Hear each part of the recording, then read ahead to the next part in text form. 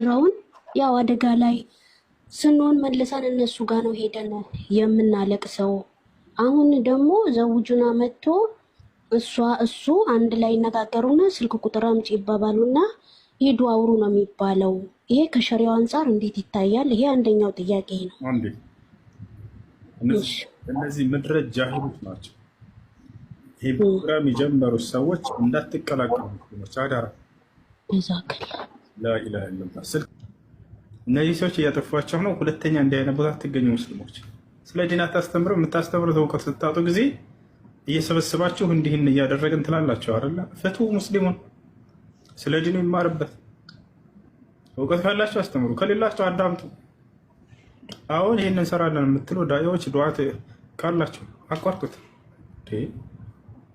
ይሄ ትውልድ ትልቅ ኃላፊነት አለበት። የነብያትን ትምህርት አንግቦ ለትውልድ የሚያስተላልፍ ነው። ተውት። ለዚህ ያገናኛል።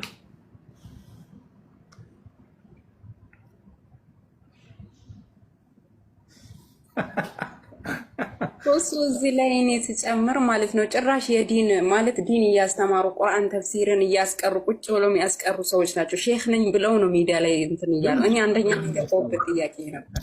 የምን ተፍሲር ናቸው እነዚህ? ዘመናዊ ጅንጀና መንገድ መክፈሻ ነው።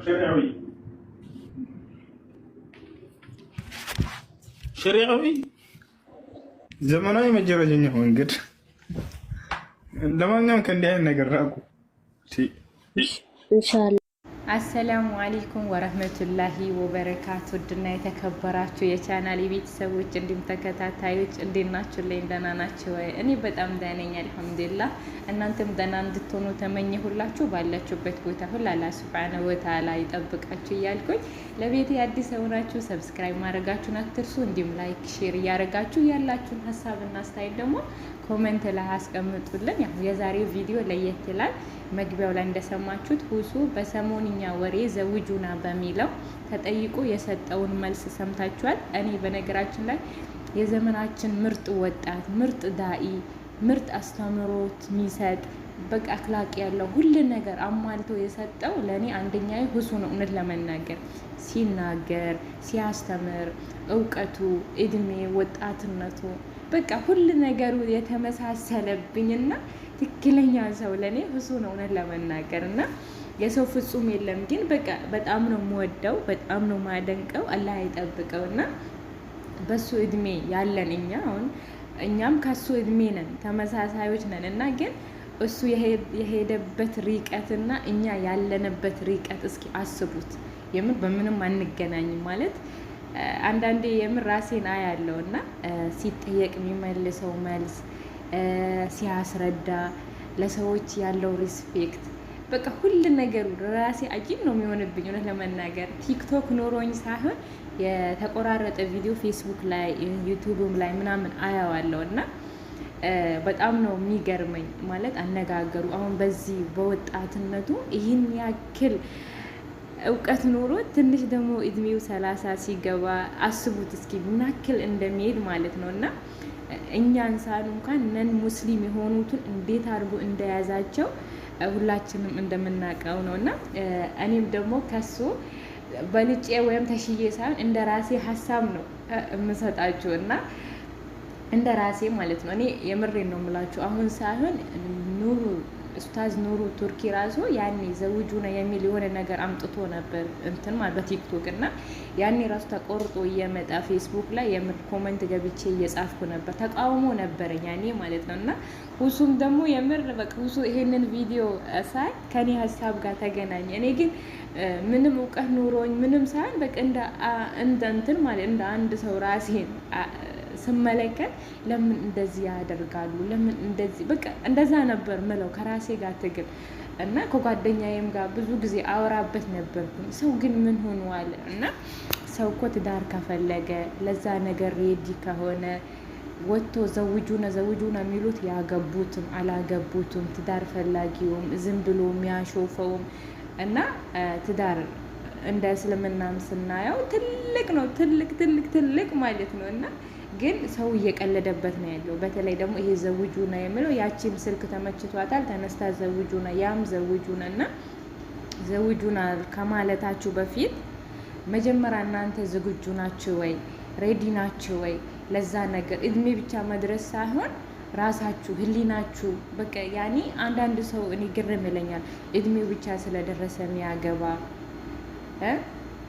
በቃ የሆነ እድሜው የሄደ ይመስለዋል። ግን ለትዳር መጀመሪያ ራሳችሁ ዝግጁ ሁኑ። ከዛ በኋላ ግን ወዴት ነው መሄድ ያለባችሁ? ወደ አላህ ሱብሓነሁ ወተዓላ ነው፣ ወደ ሚዲያ ሳይሆን ወደ አላህ ሱብሓነሁ ወተዓላ ሂዳችሁ ዱዓ ማድረግ፣ አላህን መለመን። እንዲህ 2 ረካ ሰግዳችሁ እኮ ከልባችሁ አልቅሳችሁ እውነት ትዳር ፈላጊ ከሆናችሁ እውነት በቃ መሰተር መዘወጅ ፈልጋችሁ ከሆነ እኮ ወደ አላህ ጋር ነው መሄድ ያለባችሁ እንጂ ወደ ሚዲያ አይደለም።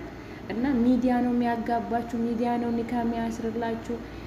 የምሬን ነው የምላችሁ። ሀያ ይኖራችሁ፣ አዳብ ይኖራችሁ። በተለይ እንደዚህ ከልብ ትዳር ፈላጊዎች እንደዚህ እድሜ ይሄን አክል ነው፣ ቁመቴ ይሄን አክል ነው፣ ምኖረው ይሄን አክል ነው፣ ይሄን አክል ገቢ አለኝ፣ ይሄን አክል ሀብት አለኝ እያላችሁ ከምትለፈልፉ አላህን ያረቢ እንደሰተርከኝ ሰተር ሰጠኝ ብላችሁ ዱዓ ብታደርጉ እርግጠኛ ነኝ አላህ ሱብሓነሁ ወተዓላ አይቶ ዝም የሚል ነገር ምንም የለም። አላህ ደግሞ ተናግሯል። በቃ ለምኑኝ እሰጣችኋለሁ ብሏል። ሰው እንኳን ስትለምኑት እኮ ይሰለቻል። ሰው ስትለምኑት ይሰለቻል። 1 2 ከሄዳችሁ 3ኛ ፊቱን ይነሳባችኋል። አላህ ደግሞ ስትለምኑት በጣም ነው ደስ የሚለው። በቃ አላህ አይደል እንደ ሰው አይደለም። አላህን ለምኑት ይሰጣችኋል። እና ትዳርና ሞት ደግሞ አይቀርም። በህይወት እስካላችሁ ድረስ ማግባታችሁ አይቀርም። ካላገባችሁም ደግሞ አላህ መጀመሪያም አልጻፈላችሁ እና አላህ ደግሞ በጀነት እንደሚሞሽራችሁ ተናግሯል እኮ። በቃ አዱንያ ላይ ካልተሞሸራችሁ ጀነት ላይ ትሞሸራላችሁ። ብቻ እናንተ አክላቃችሁን አሳምሩ። ሀያ ይኑራችሁ። እንዴ የምሬን ነው የምላችሁ። ሀያ ይኑረበት ብቻ እንጃ ማለት አንዳንዴ የምር እገረማለሁ። እና አዳም ማለት እንደዚህ ነው ወይ? አዳም ማለት እንደዚህ ነው? የምር እንደዚህ አይደለም። ስልክ ተመችቶኛል ብላችሁ ካሜራ እየደቀናችሁ በቃ ዘውጁና እንደዚህ ምርር ብላችሁ የምትናገሩ ሰዎች የምር አዳብ ይኖራችሁ። መጀመሪያ አዳብ ሲኖራችሁ አላህ ደግሞ ጥሎ አይጥልም። በቃ ትዳር የምትፈልጉ ከሆነ ወደ አላህ ጩሁ፣ የአላህን ቤት አንኳኩ፣ የትም አትሂዱ። እንደ ሚዲያ ምንም መፍትሄ ሊያደርጋችሁ አይችልም እና መፍትሄም ሊሆናችሁ አይችልም። እና ይህን ነው የምለው። እሱ ወንድማችን አላህ ይጠብቅ፣ አንተን አይነቱን ያብዛልን። እና አሲያ ደግሞ እባካችሁ ተሰተሩልን። የምታስተምሩም ከሆነ አዳብ ባለው መንገድ አስተምሩን።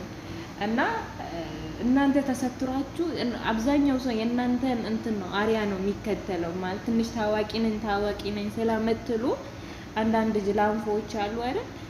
እና እነሱ በቃ እናንተን እንትን ነው የሚከተሉ። ስለዚህ ህሱዬ አላህ ይጠብቅልን፣ አንተን አይነቱን ያብዛልን። ሰላም አለይኩም ወራህመቱላሂ